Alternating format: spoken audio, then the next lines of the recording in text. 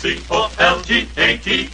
Colgate presents Bill Stern. With the Colgate Shave Cream Sports Newsreel. Bill Stern, the Colgate Shave Cream Man, is on the air. Bill Stern, the Colgate Shave Cream Man, with stories rare. Take his advice and you'll look keen. You'll get a shave that's smooth and clean. You'll be a Colgate brushless time. Good evening, ladies and gentlemen. This is Bill Stern with the 333rd edition of the Colgate Shave Cream Sports Newsreel, featuring strange and fantastic stories, some that are legends, others mere hearsay, but all so interesting we'd like to pass them along to you. Our guest tonight is the most famous baseball player of all time, the one and only Babe Ruth. But first, reel one. Who's beginning? This is a story that's so interesting that I'd like to tell it to you as it was told to me. But this is the story of a hobo. Actually, he wasn't a hobo in the true sense of the word. His name was Harry. His family had given him a good education, but because Harry liked to roam and because he wouldn't stay home, he became a hobo as he drifted from one town to another. Shortly after the turn of the century, when our story opens, Harry had just run away from his home, and he found himself in Baltimore, Maryland. He was broke when one day on the street, he happened to find a dollar bill. $1 to Harry meant a great deal. It meant food and a place to sleep. But then, suddenly, Harry remembered something else. He remembered that in a Baltimore orphan asylum was a youngster who wanted more than anything else in the world to own a baseball bat. Harry had seen this youngster the day before, and the youngster told Harry how much he wanted a bat. For a while, Harry thought about the youngster and how much that baseball bat would mean to him. And then, Harry thought about what he himself could do with that dollar he just found. He could buy a big, thick steak. He could get a place to sleep. Harry was torn between two emotions. He wanted to spend the dollar on himself, and yet somehow he kept seeing that pleading face of the poor orphan boy begging for the baseball bat. It didn't take Harry long to make his decision. He decided to go without food so that he might buy that baseball bat for his little friend in the orphan asylum. After that, according to the story, Harry drifted from one town to another until finally he found himself in Canada traveling on a train. Only Harry didn't have any right to be on that train because Harry didn't have any ticket, nor did he have the money to buy one. And on the second day of that train trip, the conductor caught Harry. At first, the conductor merely asked Harry where his ticket was. But when Harry couldn't produce either a ticket or the money to pay for one, the conductor ordered that train stopped, and he ordered Harry thrown off. After Harry was thrown off that train, he began to look around to see where he was at. He was 30 miles from the nearest town, and as he could plainly see, this part of Canada that he was in was wild and desolate. But Harry soon found out that food was plentiful and easy to get. So Harry decided to stay where he was, at least for the time being. One day, Harry made a curious discovery. For in searching for food, Harry discovered that certain rocks in the ground contained a brownish metal. Harry thought he knew what he'd stumbled onto, but he wanted to be sure. And after experimenting with those rocks, Harry was sure. He had discovered gold. Feverishly, Harry dug into the ground. The deeper he dug, the more gold he found. The Canadian government recognized Harry's claim, for he discovered gold on the spot where he'd been thrown off that train. And he became the second richest man in all of Canada. Such is the strange story of a former hobo named Harry. His full name was Harry Oakes. And his gold mine, which he did discover on the exact spot where he'd been thrown off that train, that gold mine gave him over $200 million. But remember when Harry was poor, when he was drifting around in Baltimore, Maryland, how the story said that he'd bought a baseball bat for a poor youngster in an orphan asylum? Well, that baseball bat inspired that youngster to take up the game.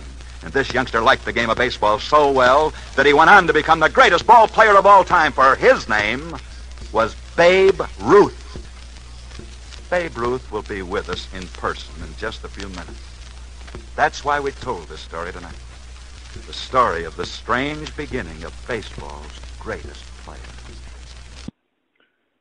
With us now, our first guest of the night, owner of the Arrows, Andrew Soche. Thanks, Bill. It's been a pleasure being here again to talk to you. Andrew, how would you rate your team's performance? Well, to be honest, I'm still disappointed. We still are slumping. And because of this, we've decided, unfortunately, to fire our manager, Tom Malloy. We need a change, and he's not providing it for us right now, and we have a much better team that we currently are showing on the field. You have made a strong move here this early into the season. What do you expect the reaction to be, Andrew? Well, to be honest, the only message I hope that is learned from all this is that if you play below what I expect, you won't be here for too long. Do you have anybody in mind to replace him? We have chosen to go with David McKenzie as our new skipper. He brings strong leadership and a winning attitude from his years up in Canada. On another note there, Andrew, how do you think your hotel will do as the tallest and only building with air conditioning in the town? Well, myself and Mr. Hilton believe it will be a strong venture. It will provide a model for other teams to follow in our new league here, the WCBA, and what we expect for our visiting teams. Andrew, do you expect to be in the championship? Now, come on now, Bill. What type of question is that? We totally expect to be there. It looks like we may be facing Denver if we were to play right now. Recently, we split our games with them. Well, thank you for the time. Best of luck on the season, Andrew, and the Arrows. Until next time. Colgate's camera close-up of Babe Ruth. Here is the most famous baseball player of all time, the one and only Babe Ruth. Bill, may I ask some questions, please? On what, Babe? On the story you just told. Well, go right ahead. Let's take the first story, the one about Harry Oakes and me. Okay. Are you sure that it was Harry Oakes who left that baseball bat for me at the orphan asylum? Well, Babe, I wasn't there. I can only say that was the story as told to me. And how about being thrown off the train in Canada and finding a gold mine on the spot where he was thrown off? Well, Babe, that story came from his own wife. All right, let's go on to the second story. Fire away, Babe. Did Stanley Ketchel really give Ernie Ball the money that got Ernie Ball to New York? Well, now, there are two versions of that, Babe. One version is that he was given the money by Ketchel, and the other version is he used the money he got from fighting Ketchel to get to New York. But either way, it's amazing that a prize fighter should be responsible for the success of a tender song. Yes, you're right, Babe. It is amazing. Now, if you don't mind, let me switch this around and ask you some questions. Who's going to win the American League pennant? Why, the New York Yanks. Oh, Babe, you might be prejudiced, but let's ask you who's going to win the National League pennant. I think the St. Louis Cardinals. Well, Babe, tell me this. What do you think of this new Mexican baseball league? Why, it's mainly a lot of hot air. Who's the greatest ball player playing baseball today? Well, I think Ted Williams and Joe DiMaggio. Who would you say was the greatest baseball team of all time? I would say the Yanks of 1927, because on that team was Bob Musial, Tony Lazzari, Earl Coombs, Herb Pennock, and many others. And a good manager named Miller Huggins. And there was another player on that team by the name of Lou Gehrig. Well, I hope he is never forgotten.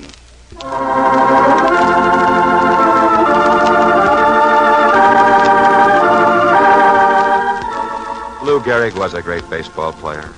But more than that, he was a great man. A man whose life was an inspiration to America. For on the day that Lou Gehrig died, a legend was born. No, he can never be forgotten.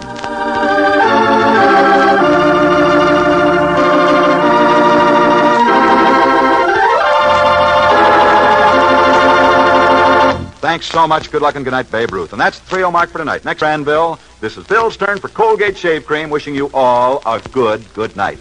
Bill Stern, the Colgate Shave Cream man, is on his way. Bill Stern, the Colgate Shave Cream man, had lots to say. He told you tales of sports heroes, the inside.